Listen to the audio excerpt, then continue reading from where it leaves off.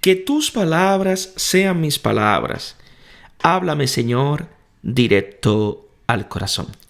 Hola mis hermanos, mi nombre es Dreni del Rosario y en esta sección Un Solo Evangelio vamos a leer el Evangelio que corresponde al día de hoy, 21 de marzo. Está tomado del Evangelio según San Juan capítulo 5, versículo del 1 al 3 y versículo del 5 al 16.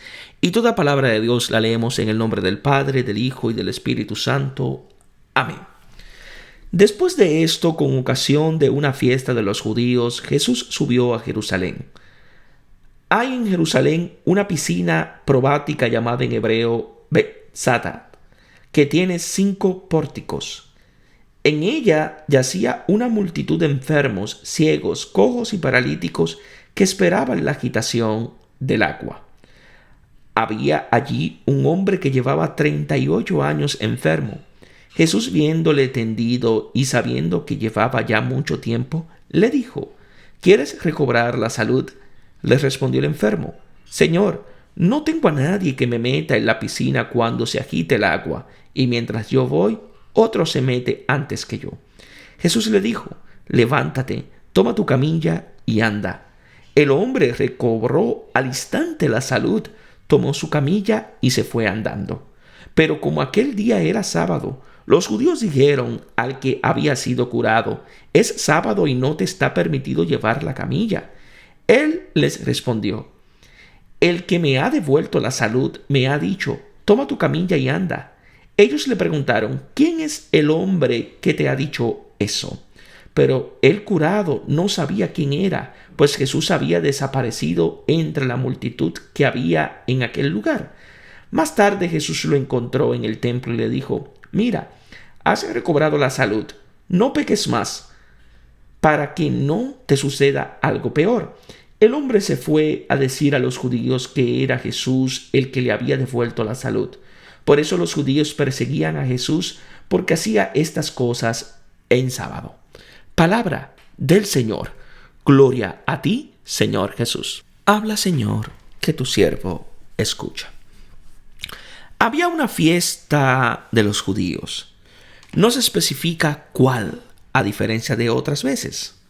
Más tarde se dirá que es sábado en el versículo 9. Al final se hablará del asesinato de Jesús.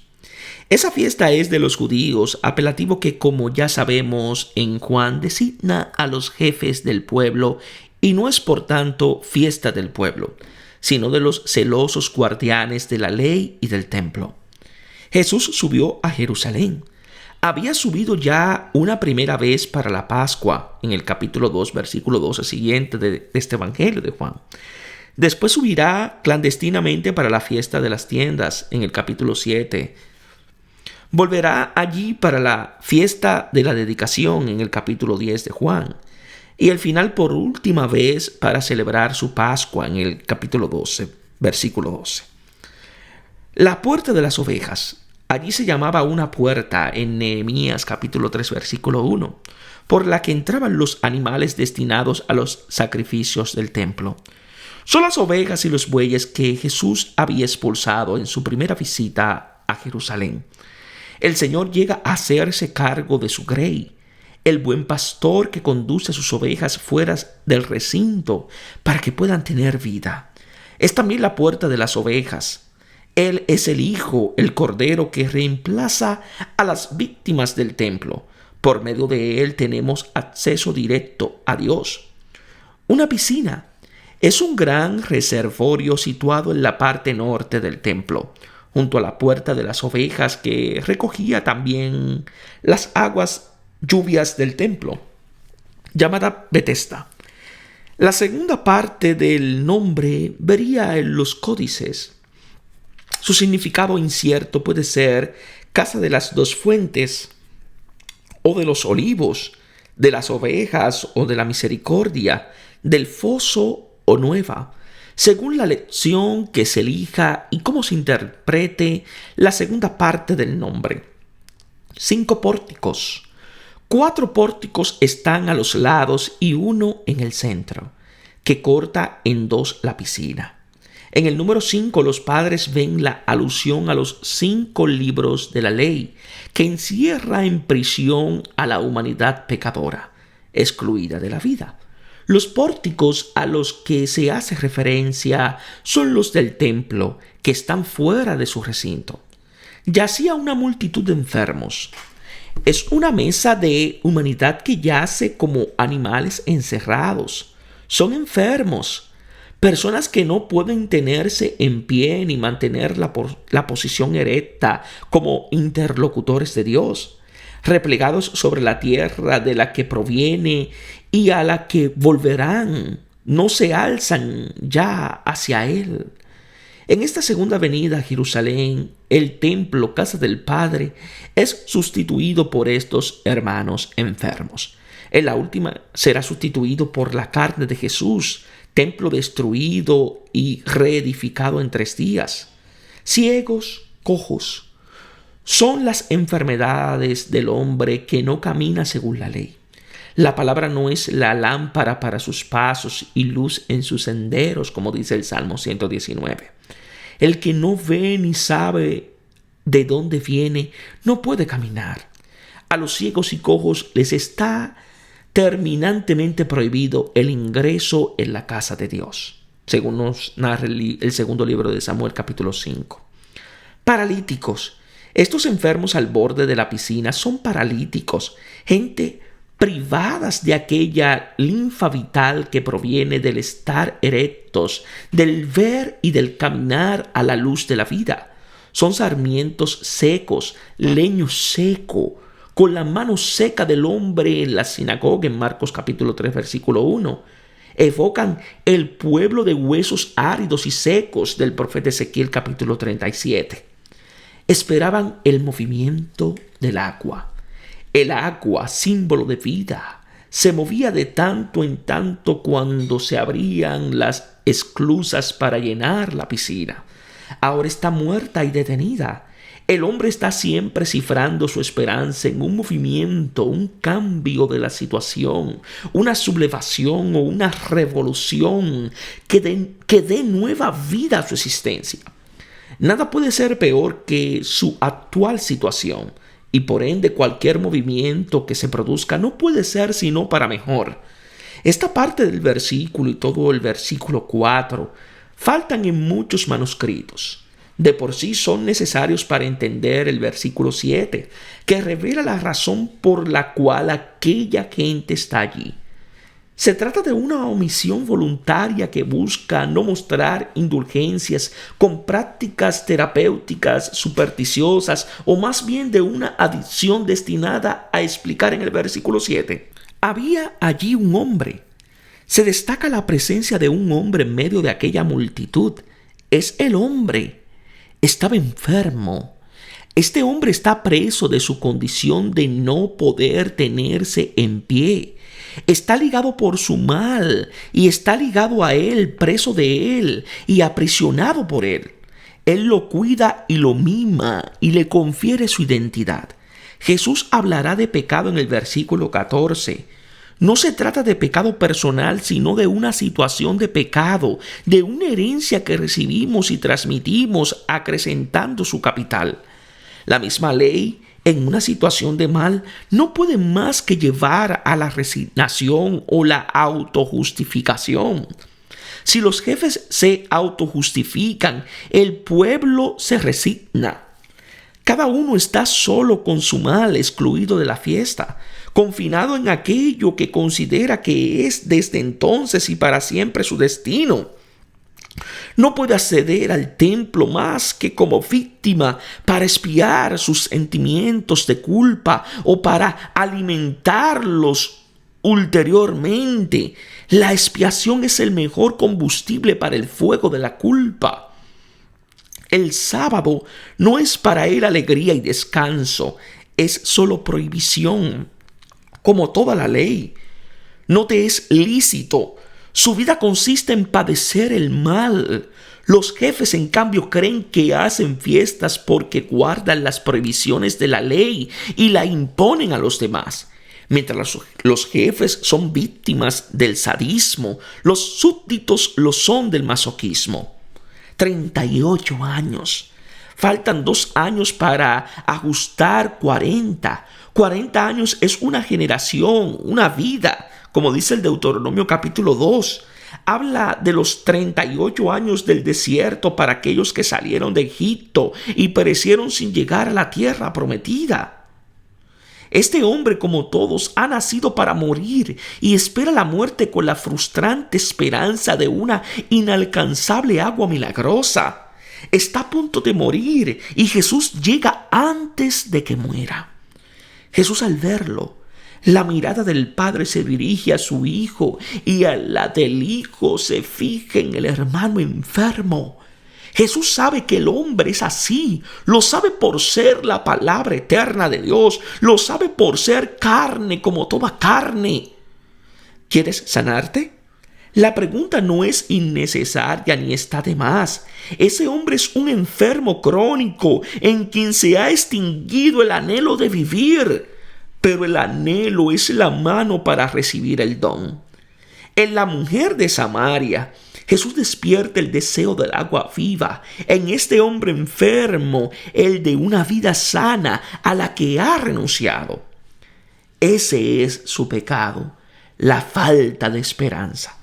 Dios es amor y vida, don que se comunica. Cada uno lo recibe en la medida en que lo desea. El hombre privado de deseos está muerto como hombre. Está inmovilizado y no va a ninguna parte. El deseo es signo de algo que falta, pero que es necesario como la luz para los ojos, que de otro modo se atrofían. A diferencia de María, del Padre y de las hermanas de Lázaro, este hombre no pide nada a Jesús como el ciego del capítulo 9, versículo 1 siguiente. Es fácil ver el mal y desear el bien del otro, mientras que es difícil ver el propio y querer verse libre de él. El mal de los demás es deforme, en cambio el nuestro se considera conforme a la propia identidad personal. Así soy yo. No tengo un hombre. No tengo a nadie en otras versiones. Este enfermo no tiene a nadie. Su necesidad lo ha encerrado en su soledad. Está al borde de la piscina sin poder nunca entrar en ella en el momento preciso. Como en una pesadilla, cuando llega allí, siempre llega demasiado tarde. Con todo sigue estando allí, jugando el juego del perdedor, sabiendo de antemano que todo es una ilusión que desemboca en una nueva decepción. Está allí obligado. Son otros los que lo han puesto allí. Le dice, Jesús obra por medio de su palabra. Es la misma palabra que ha dicho al principio, hágase la luz. Y la luz fue hecha. Levántate. La palabra, así como crea, recrea. Despierta al hombre muerto y lo devuelve a la vida. Toma tu camilla y vete. Camina. Esta expresión constituye el centro de la narración y de la discusión. De ella se habla 5 veces. Como 5 son los pórticos de la piscina y 5 los libros de la ley. El lecho para una persona sana es lugar de descanso, mientras que la camilla es para el enfermo su lugar de reclusión. Esa camilla en la que yace el enfermo es símbolo de la ley, que lo retiene prisionero como transgresor y lo conduce a la puerta de las ovejas, fuera del agua y de las fiestas. Ahora el hombre puede llevarla caminando hasta el templo, en donde vuelve a encontrarse con Jesús. Si antes estaba muerto, ahora está vivo y resucitado, porque puede caminar, vivir según la palabra. Si antes estaba reducido a la inmovilidad, ahora es capaz de llevar libremente aquello que antes lo llevaba a él como prisionero, porque la ley, de la misma manera que lleva la vida a quien la guarda, también retiene en la cárcel a quien la transgrede. Quedó sano. resucitar, observar la palabra y caminar en presencia de Dios. En esto consiste la vida sana, libre del veneno que el diablo ha inculcado en quien le ha dado el crédito. Es todo lo que la palabra da al hombre que no se atrevía ya a esperar. Era sábado aquel día. Cuando aquello ocurre es sábado, realización de la creación y plenitud de vida. Jesús, Señor del sábado, día del Señor, ha venido a llevar al hombre al sábado de Dios, porque el sábado está hecho para el hombre, como dice Marcos capítulo 2, versículo 27. Decían por eso los judíos. Esos judíos son los jefes, intérpretes de la ley, controladores del sábado, expresión máxima de las obligaciones de la ley. Es sábado y no te es lícito. A ellos no les importa que el hombre haya quedado sano y pueda caminar, porque viven ocupados en declarar lo que no está permitido hacer en sábado. No son capaces de entender que llevar la camilla no es una transgresión, sino el símbolo mismo del cumplimiento de la ley. Allí aparecen dos formas opuestas de entender la ley: como prohibición y condena, y como guardiana de la vida y de la libertad del hombre. La primera forma es la de Adán, que desde el principio dio crédito a la mentira de la serpiente. La segunda es la querida por Dios, que ama al hombre con amor eterno y perdona como un padre hace con su hijo. Este es el sentido original de la ley, al que Jesús quiere conducirnos. No es el hombre para la ley, sino la ley para el hombre. Las dos distintas interpretaciones tienen como consecuencia dos opuestos modos de vivir. No solo entonces, también hoy, en nuestra aldea global, el futuro del hombre depende de cómo interprete la ley a sí mismo y a Dios. De todos modos, más allá de cualquier observancia o transgresión, su humanidad se juega en el obrar con Jesús, que toma cuidado del hermano más débil, el que me sanó, en presencia de los guardianes de la ley. El que había sido enfermo responde que un hombre lo ha sanado, cosa que a ellos no interesa, porque les tiene sin cuidado el hombre, pues lo que les importa es la ley. Justamente por escuchar su palabra, Él me dijo, y no la de la ley: no te es lícito. Si se siente ahora capaz de llevar su camilla y caminar. ¿Quién es ese hombre? ¿Quién es ese hombre que se coloca por encima de la ley y coloca al hombre sobre toda ley? Se arroja el poder de Dios, lo que constituye una blasfemia. No sabían quién era. El hombre no conoce a Jesús. El prodigio no es todavía leído como un signo, porque Jesús se había alejado, dejando la multitud. Jesús evita los apretujones de los otros enfermos en procura de curación. No quiere repetir el prodigio, sino más bien que se entienda su valor de signo. Ha curado a uno solo para indicar aquello de lo que quiere curar a todos. No de una enfermedad cualquiera, sino de aquel mal de vivir que es la idea que nosotros mismos teníamos de la ley y de Dios. Jesús no ha venido a dar a la samaritana el agua que puede encontrar en el pozo, ni a dar a la muchedumbre el pan que perece. No ha venido a traer salud, sino salvación. Esta salvación es la comunión con Dios, que nos hace pasar de una vida muerta a la condición de hijos suyos. Lo encontró Jesús en el templo. Si primero lo había visto en la puerta de las ovejas, ahora lo encuentra en el templo, pero ya no como oveja matadero. Este lo ha precedido, ya que pronto decidirá matarlo, verdadero cordero que libera al mundo de su pecado. Su palabra lo ha hecho caminar hasta allí, llevando como sano la camilla que antes lo llevaba como enfermo. El templo, casa del Padre, ahora es el hermano vivo y resucitado, así como antes era el hermano enfermo y pecador. No peques más. Parece extraña esta afirmación tan distinta del capítulo 9, versículo 3. Aquí Jesús establece una relación entre el pecado y la enfermedad. A su juicio, el origen de esa enfermedad es un pecado que Él le ha perdonado. El texto parece insinuar cuál es ese pecado. Es el no querer curarse, la renuncia al deseo de vivir, la sombría desesperación sobre su futuro que hace vivir como normal, la exclusión de la fiesta como si Dios fuese un malvado que se gozase con la muerte del hombre. Este pecado consiste en poner la ley que condena y castiga en el lugar de Dios que justifica y perdona. Para que no te suceda algo peor, es mejor yacer en tierra enfermo que precipitarse de lo alto. El hombre fue. La suya probablemente no es una declaración, sino un testimonio a favor de Jesús que puede ser aceptado o rechazado. Digo a los judíos que era Jesús que lo había sanado. Jesús significa el Señor salva. Por eso los judíos perseguían a Jesús.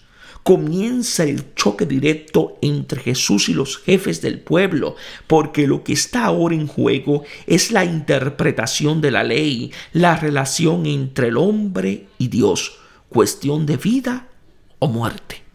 Que Dios os bendiga en sabiduría y en santidad.